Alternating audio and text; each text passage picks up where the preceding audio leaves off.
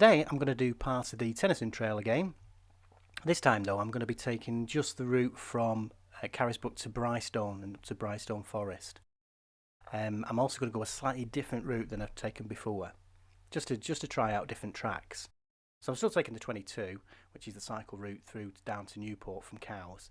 And then rather than head up this shoulder here, which is incredibly steep, well, I actually thought that this alternative was going to be slightly less steep, although it did not turn out to be that way. I mean, you can clearly see, as I'm going to show you here now on the contours. This is up at Bowcombe.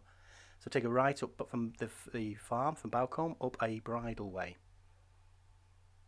Now it is much steeper. I mean, I thought because you can see it across the angle of the contours, I didn't think it would be quite as steep, but it was still incredibly steep. I ended up having to use the electric push button rather than cycle up it.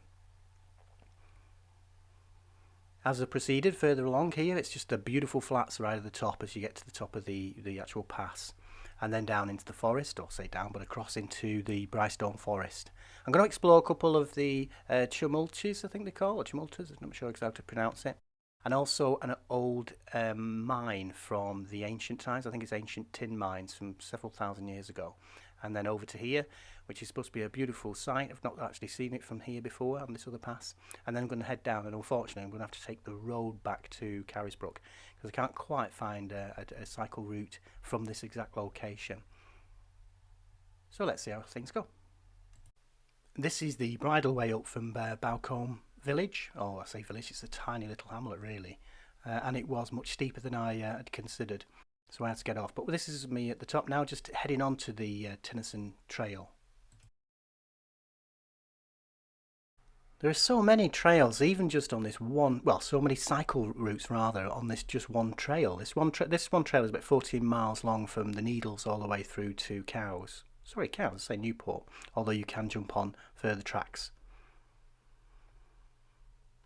You can see just how hot this has been. This is now early August in 2022.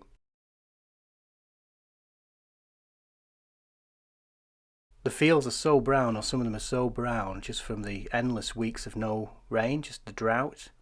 But even so, the routes are quite useful, quite safe. You're not going to cause a fire as long as you're not starting barbecues or dropping flames.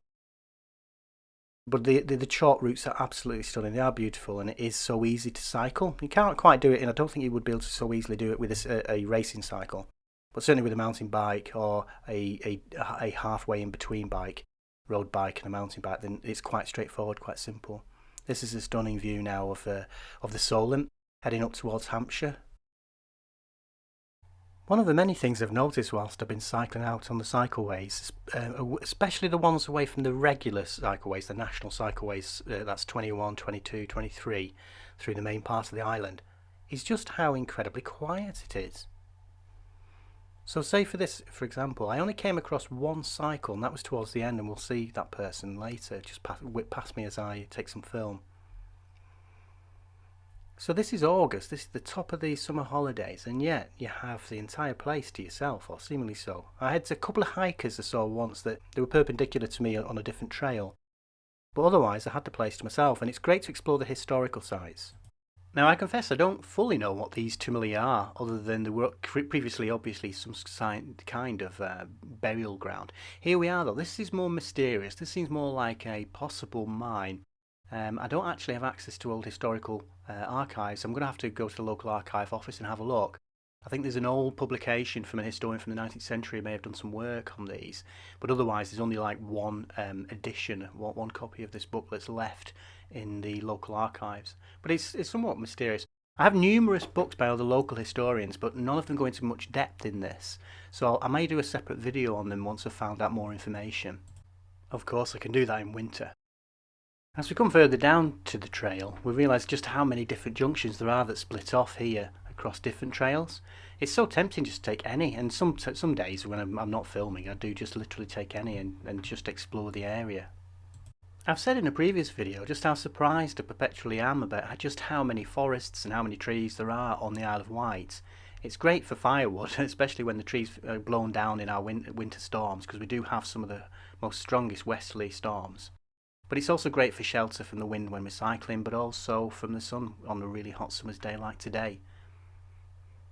Now this is the view south across the south of the island, and obviously the English Channel there tends to be stronger winds. In fact, we're going to come up to some really strong winds shortly, so I can't film on the, unfortunately I can't film on the drone anymore.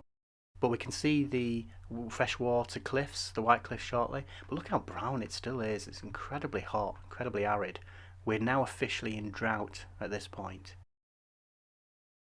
And there's the only cyclist I met all day. I say met, he just flew past me. He looks like a kind of quite serious MTB guy. There's actually a site further down that's a professional site for mountain bikers, which I didn't realise even existed. Obviously, these are working farms, so do have caution. Now I'm at the bottom end of the Worsley Trail, it's called, on the other side of Brighstone. It's actually called Limestone Down, although it's Worsley Trail. And now I'm on the professional part, albeit the free part. There's a free part that for some reason comes out to the Bridal Way. Now I'm at the bottom end of the Cheverston Chute, it's called, which is the B3323. Now it's extremely steep. I came down it really quick, over 30 miles an hour on the bicycle. So I had a quick rest. But down here, there are also bridle ways further back up to the top of the pass, back to the trail as well. So there are different routes up and down all along the chute. So perhaps I could have gone back and headed down that bridle way. I'm just going to have a quick scoot. These are incredibly well camouflaged sheep against the really brown backdrop. I generally like to start and finish down at the quay or down in Cowes.